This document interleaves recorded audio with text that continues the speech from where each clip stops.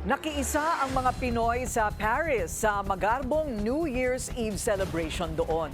May common din silang hiling sa gobyerno ngayong bagong taon. Alamin sa agenda report ni Europe correspondent Dick Villanueva.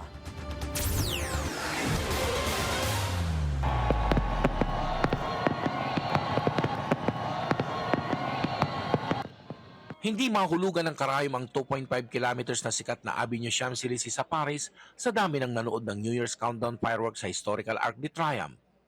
Maaga pa lamang ay sinarhan na ng mga otoridad ang daan ng direct access sa lugar ng pagdadausan.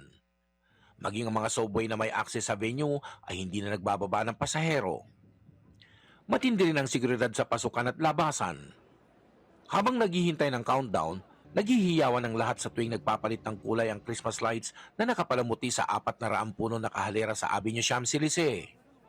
At nang dumating ang 10 segundong countdown, biglang umalingaw ang kumukuti-kutitap na fireworks sa Arc de Triomphe na nagbigay liwanag sa madilim na kapaligiran habang nagbigay ng karagdagan ng ilaw ng mga nakataas na cellphone ng mga nanunood. Tumagal ng halos 1 oras ang fireworks na walang nagbabadyang panganib sa kapaligiran. Sa pagtatapos ng fireworks, dama sa mga mukha ng mga nanood ang bagong pag-asa sa taong 2026. Maging ang mga kababayan natin sa Paris ay may mga kahilingan sa bagong taon.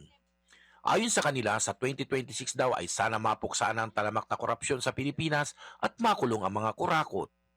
Yes, sana yung wish ko sa atin sa Pilipinas, mawala na yung corruption at sana magamit yung kinokorap sa mahalagang bagay at lalong makatulong sa mga mahihirap.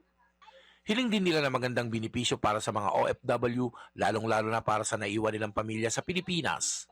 Sa pagsisimula ng bagong taon, lahat ay umaasa na mayroon ng mga magandang simula para sa isang taon nilang pakikibaka. Para sa agenda, Dick Villanueva, Billionaire News Channel, Paris, France. Manatiling nakatutok sa Bilyonaryo News Channel. Sumubaybay sa aming social media accounts at mag-subscribe sa aming YouTube channel para sa mga bago at eksklusibong balita.